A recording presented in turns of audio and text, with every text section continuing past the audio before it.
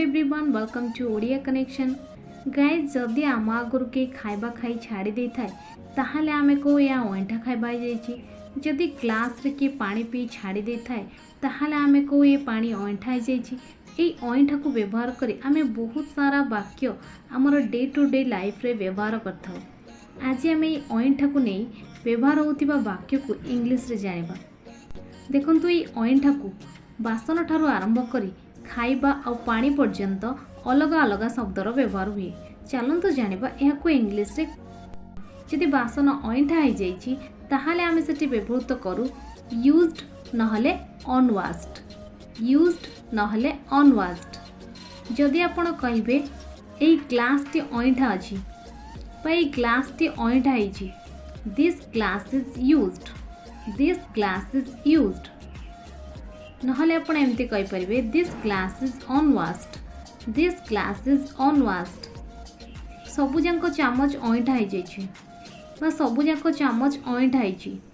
All the spoons are used, all the spoons are used.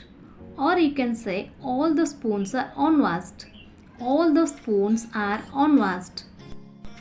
मते लागुछि ए plate ओंठा हिछि। I think this plate is used, I think this plate is used. Or you can say I think this plate is unwashed, I think this plate is unwashed. से परि जदि खाइबा ओंठा आइछि खाद्य किछि ओंठा आइछि ताहाले आमे सेठी व्यवहार करबा ओट मील। सबु बेले मन रखिबे खाइबा ओंठा खाइबा को आमे व्यवहार करबा ओट मील। बहुत लोक अछंती ओंठा खाइबा को लेफ्ट मील रो व्यवहार करथांती किंतु यार व्यवहार रंग अटे। लेफ्ट मील माने बंची जाइथिबा खाइबा। जदि खाइबा किछि बंची जाउछि ता माने नुहे जे सबु जांको बंची जाइथिबा खाइबार अर्थ होछि ओंठा खाइबा। तो यार करेक्ट इंग्लिश होछि ओट मील। चलंतु किछि एग्जांपल्स देखि नबा। ए खाइबा ओंठा आइछि मु खाइबिनी। This is an ort food I will not eat, this is an ort food I will not eat. कोन ए खाइबा ओंठा आइछि? Is this an oat food? Is this an oat food? अरे खाइबा ओंठा थिला।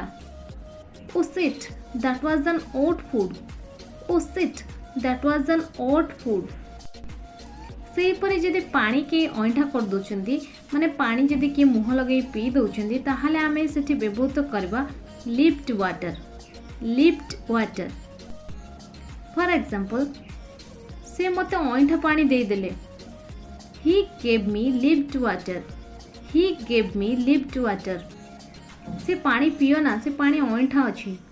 Don't drink this, this is lived water, don't drink this, this is lived water।